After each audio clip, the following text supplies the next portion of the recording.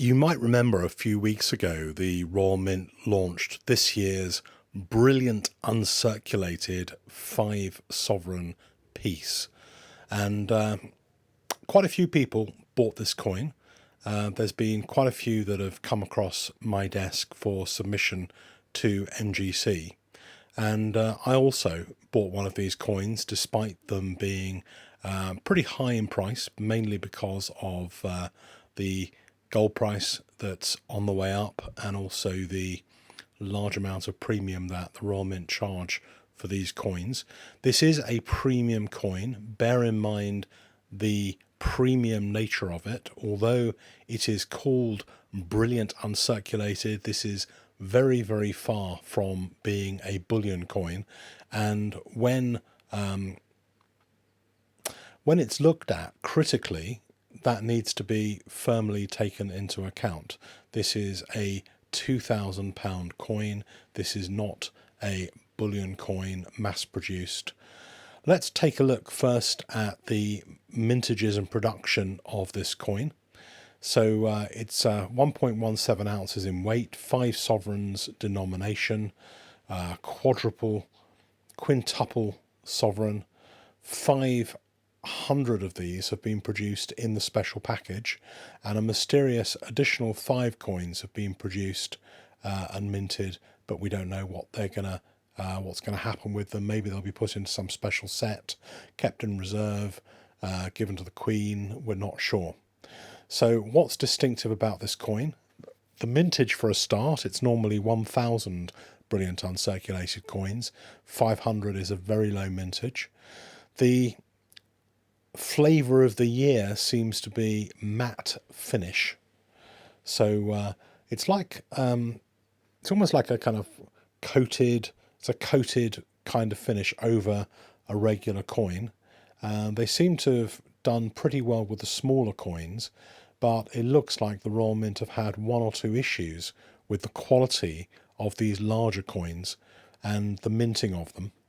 It doesn't look like the matte coating is particularly even from what I can see. Is this about the level one should expect on a brilliant uncirculated coin? I would say no. When you hold the coin up to the light, particularly in the areas to the kind of bottom left of each side, is your connection to quality assured modern coins. Use code CHRIS for a 2% discount on anything you buy this month. I wouldn't necessarily say that the coins that I've seen so far are in a really, really bad condition, but I think there is a question on whether they are in an acceptable state of production for a £2,000 coin. That's a $2,500 coin. You can see here, for example, just in that quadrant under the Queen's head, it's just a little bit uneven. It's almost like whatever is underneath the finishing can be seen through. And I'm not sure what those kind of marks are around the Queen's neck as well. They don't look particularly attractive on this coin. And on my particular coin, there was a tiny scratch just below the JC initials. I found for my own coin that I didn't want to accept it in that condition, and it has actually been sent back for an exchange. And you can see here, just on this one, you can see here that the slightly dark patch where the finish is slightly different. If you look just in that triangle underneath the horse's tail, and you can see here when I hold it up to the light, it's almost like it looks slightly different in terms of its finish to some of the rest of the coin. Any other marks on there you can probably see are on the capsule rather than the coin. Try and show you a little bit more clearly. When I twist it very slightly, you can see there a patch next to the 2019 date just underneath the Pastruki. You can see a little patch right in the middle of that triangle under the horse's bum. And it's a shame because it's fundamentally a really good idea. It's a completely different finish, low mintage. this should be a total winner. And I do understand that at the moment the Royal Mint are reminting one or two coins, maybe more than one or two coins. They have actually had quite a few returns on this item.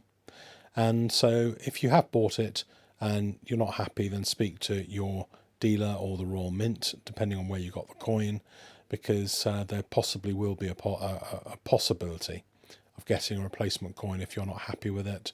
But I certainly need a coin that is going to stand some chance of getting a 70 grade when graded, and I felt the coin that I had this time from the Royal Mint was not possible to get a 70, or maybe even not a 69, because it had a scratch and certainly wasn't in what I would call acceptable condition.